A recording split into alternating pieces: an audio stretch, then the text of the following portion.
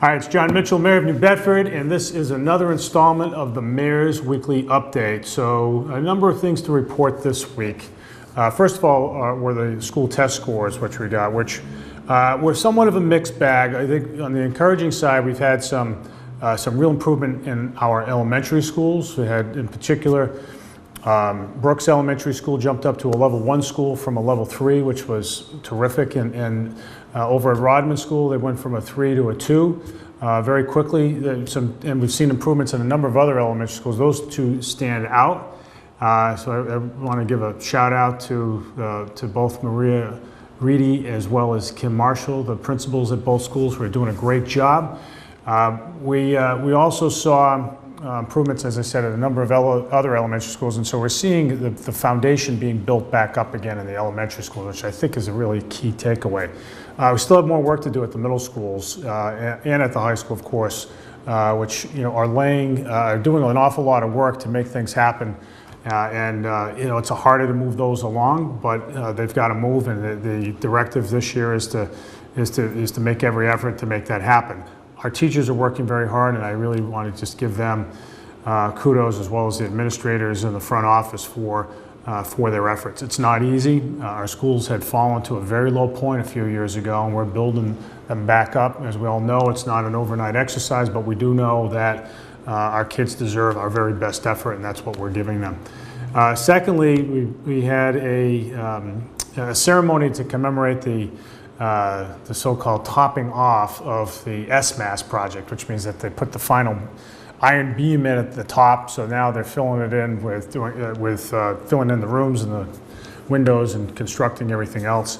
The SMAS project is a really important project for our city. It's going to be a much larger research center once this addition is built, and that will bring more research dollars into the city, which is a very important development for us, because the cities around America now that are thriving are research centers, and the more that we can be in the business of doing that, the more we'll be able to create jobs and make our neighborhoods even more vibrant. So I'm really pleased with the commitment of the UMass system, President Marty Meehan and Chancellor Randy Helm over at UMass Dartmouth for moving that project forward.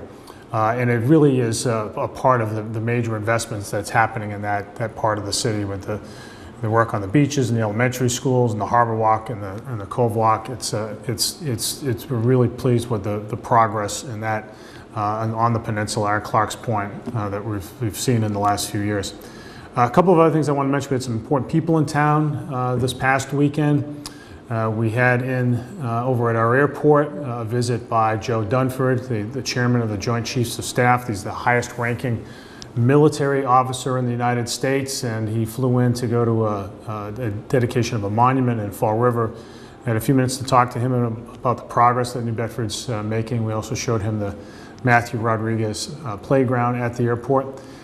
Secondly, we had on Sunday the Prime Minister and former Prime Minister of East Timor. I mean, these are gentlemen who have been through a civil war and an insurrection and are now in the business of building their country. And they've received a lot of support over the years from folks here in New Bedford. There's the connection is through both the Portuguese government and the larger Portuguese community around the globe. East Timor was for centuries a Portuguese colony, and therein lies the connection with us, and we're proud to have played a part in that. But it was great to hear what these gentlemen were saying. We're undertaking something on a smaller scale, albeit, but still the same sort of undertaking as our founding fathers did, to achieve independence for their country and then to build a nation. So we had it was great that they came here to visit us in the city. I want to close by just giving a shout out to two terrific men who died in the last week. Two coaches, two people that touched a lot of lives in our city, and that's Clarence Brooks, the former coach, assistant coach for the Baltimore Ravens, a New Bedford native who is extraordinarily well liked and well respected, and Al Porter, who was a star athlete at Voc Tech in the 50s, and then on to Notre Dame, and then had a great coaching career at Voc and Dartmouth High School over the years. Both gave a lot back to the community, and both will be missed. With that, we'll see you next week.